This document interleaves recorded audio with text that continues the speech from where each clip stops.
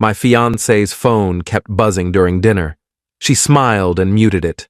"Just the girls," she said. Later that night, I opened a chat I was never meant to see and realized the wedding date wasn't the only thing being planned. I'm 33, and I thought I had everything figured out. My fiancé and I had been together for 4 years, engaged for the last 8 months. We had what seemed like a good relationship. We laughed together, rarely fought, supported each other's careers. She worked in marketing, I worked in tech. We'd saved up for a decent wedding, nothing extravagant but nice. 200 guests, venue booked, invitations sent. The wedding was 6 weeks away. Last Tuesday started like any normal evening. We'd both gotten home from work around the same time, changed into comfortable clothes, and decided to order takeout instead of cooking. We were sitting at our kitchen table with Thai food spread out between us when her phone started going off. Buzz, buzz, buzz. She glanced at it, smiled, and flipped it face down. Buzz, buzz. "Popular tonight," I said, reaching for the pad Thai. "Just the girls, wedding planning stuff. They're excited." "Want to respond?" "I don't mind." "No, it's fine. I'll catch up with them later." She muted her phone and set it aside. We ate, talked about our days, watched an episode of something we'd been binge-watching. Normal, comfortable. Everything seemed fine. Around 10, she went to take a shower. Her phone was charging on the kitchen counter. I was loading the dishwasher when it lit up with a notification. I wouldn't have looked. I'm not that person, never have been. Except the preview on her lock screen caught my eye. The message was from her maid of honor. "Did you tell him yet? We need to finalize everything before—" The preview cut off there. Tell me what? Finalize what? I stared at the phone, heard the shower still running. After a moment of internal debate, I picked up her phone. I knew her passcode. We'd never hidden our phones from each other. She knew mine too. It had never been an issue. I unlocked it and opened her messages. The group chat with her bridesmaids was at the top. I scrolled up, reading. And I kept reading. And reading. And then I had to sit down. Update 1, I need to explain what I read, or at least how I interpreted it. I acknowledge that text messages can be misunderstood or taken out of context, but this is how I perceived the conversation at the time. The group chat was called Operation Freedom. There were 6 women in it. My fiancé, her maid of honor, and 4 bridesmaids. The messages went back 3 months. It started with what I read as jokes about wedding stress and cold feet. Then the tone seemed to shift. One of the bridesmaids appeared to ask, "Are you sure you want to go through with this?" My fiancé's response seemed to express doubt.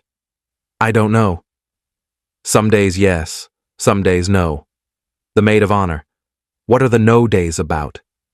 My fiancé. "He's safe, stable, good provider. But is that enough?" Another bridesmaid. "Girl, if you're asking that question 6 weeks before the wedding." My fiancé. "I know, but we've already spent so much money, everyone's coming. I can't just cancel." They went back and forth like this for weeks. My fiancé seemed to express doubts, while her friends alternated between what appeared to be encouragement to leave and sympathy about the difficulty of canceling. Then, about 2 weeks ago, I read something that made my blood run cold. Again, this is my interpretation of what I saw. My fiancé appeared to write, "I talked to someone about the money. If we go through with the wedding, I can file for divorce after a year and get half of everything." I had to read that twice, then 3 times. The maid of honor seemed to respond, "Wait, you're serious?" My fiancé. "He's been saving for years, has investments, retirement accounts. If I leave now, I get nothing. If I marry him and leave later, I get half." One bridesmaid wrote what I interpreted as, "That's cold." My fiancé. "That's practical. I've invested 4 years in this relationship. I should get something out of it." Another bridesmaid seemed uncomfortable. "What about him? That's really messed up." My fiancé. "He'll be fine. He's always fine. He's boring, but he's resilient. They appeared to argue about it in the chat. 2 of the bridesmaids seemed to think it was wrong. The other 3 appeared supportive. My fiancée defended what I interpreted as her position repeatedly, saying something about deserving compensation for wasting her 20s on someone who never excited her. The most recent messages from earlier that day seemed to discuss timing. They appeared to be talking about how long she should stay married before filing for divorce. A year seemed to be the consensus based on what I read, long enough to not look suspicious, short enough that she wouldn't be wasting more time. I sat in the kitchen, phone in my shaking hands, rereading everything. The shower had turned off. I could hear her moving around in the bedroom. I put her phone back on the counter exactly where it had been, went to the living room, sat on the couch, stared at the wall. Based on what I'd read, it appeared my fiancé might be planning to marry me with the intention of divorcing me a year later for financial reasons, and I had 6 weeks to decide what to do about what I'd discovered. Update 2. I didn't sleep that night, just lay there running through scenarios. What I'd read might not mean what I thought. Maybe I was misinterpreting. Maybe it was dark humor I didn't understand. Maybe they were venting and didn't mean any of it. But it didn't feel like that. It felt calculated, specific, intentional. By morning, I'd decided to act normally while I figured out my next move. This was too important to handle based on emotion alone. She woke up around 7, got ready for work, like always, kissed me goodbye like always, said, "I love you," like always. I said it back, though it felt hollow now. After she left, I sat at the kitchen table with coffee and my laptop, started researching. Found out we lived in a state with equitable distribution laws, not community property. Divorce didn't automatically mean 50-50, but it did mean a judge would divide assets fairly based on various factors including length of marriage and individual contributions. I'd been saving and investing for 10 years before we met. Most of my assets were established before our relationship, but 4 years together, plus a marriage, might give her claim to some of it. And based on what I'd read, a year of marriage could complicate things significantly. I called out of work, spent the day talking to a family law attorney. I explained that I'd discovered some concerning messages and had serious doubts about my partner's intentions entering the marriage. He was direct. I can't advise based on messages that might be misinterpreted, but I can tell you this. If you have genuine doubts about your partner's intentions, the cleanest solution is to end the engagement now. Any assets you've accumulated before marriage generally remain separate, but once you're married, things get complicated. Even a short marriage creates entanglements. What about the money we've already spent on the wedding? Consider it a sunk cost, much cheaper than a potentially contentious divorce. If I wanted to protect myself legally while I think about this, think quickly. The closer you get to the wedding date, the more complicated everything becomes. A prenuptial agreement is an option, but given the timeline and your concerns, I'd strongly advise reconsidering the marriage entirely. But that's your decision. We talked for 2 hours. He gave me options, explained my rights, outlined the potential financial exposure. None of it felt good, but at least I understood my position. I went home before my fiancé got back from work, made dinner, acted normal, though everything felt different now. Over the next week, I started paying closer attention to how she talked about our future together. "Hey, I've been thinking," I said one night over dinner. "Maybe we should talk more about our long-term plans. Like, where do we see ourselves in 5 years? That's so far away. Let's just focus on getting through the wedding." I know, but after the wedding, kids? Where we want to live long-term? Career goals? We have time to figure that out. Why are you worrying about this now? I'm not worrying, just thinking about building our future together. Well, stop thinking so much and just enjoy the present. We can plan later. Another night I brought up finances. I was looking at our budget, After the wedding expenses, we should probably create a long-term financial plan. Start thinking about major purchases, retirement, that kind of thing. You're always so focused on money. I just want us to be secure, to plan together. We are secure. You have all those investments and savings. We're fine. Those are mostly from before we met. I was thinking about our shared financial goals, what we want to build together. Let's talk about it after the wedding. I can't think about anything else right now. Every conversation about the future got deflected. Every attempt to discuss long-term shared plans was redirected back to the wedding or dismissed entirely.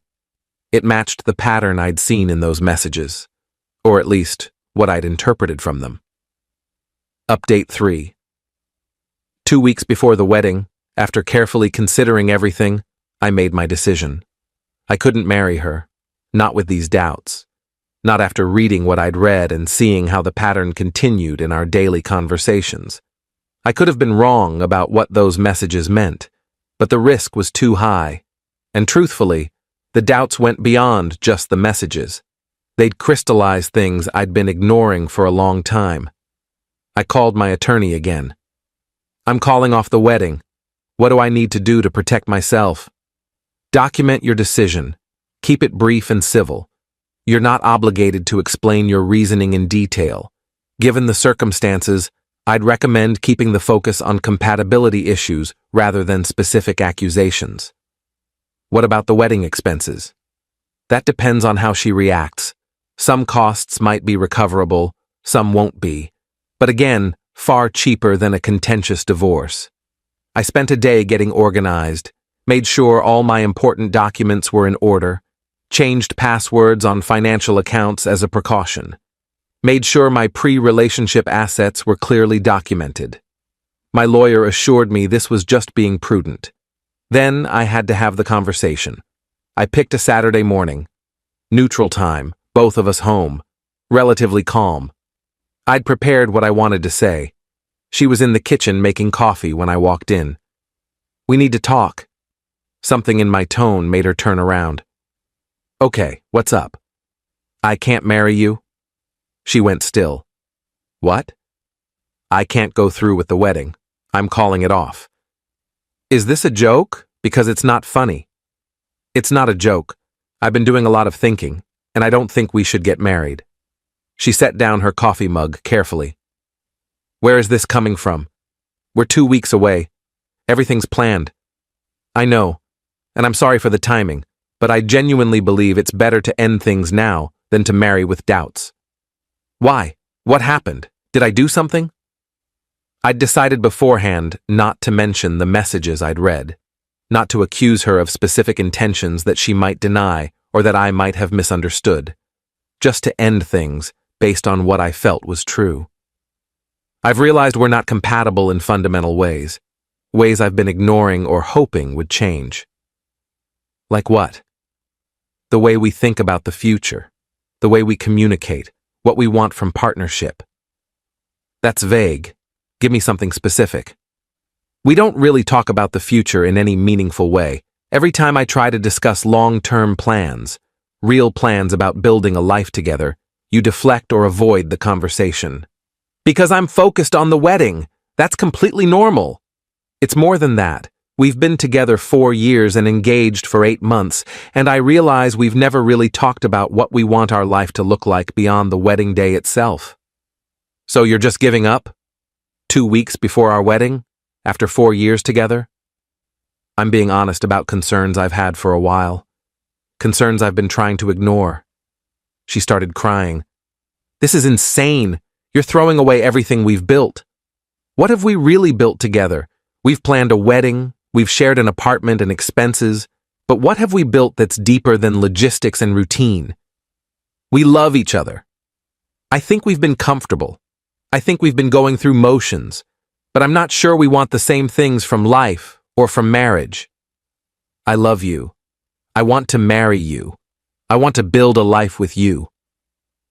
Part of me wanted to ask her directly about the messages, but what would that accomplish?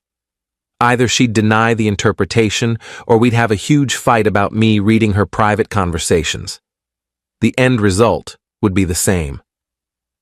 I don't think we want the same things, I said. And I think if you're really honest with yourself, you know that too. So that's it? You've decided, and I don't get any say? You get a say, but my mind is made up. I'm not marrying you. Not in 2 weeks. Not ever.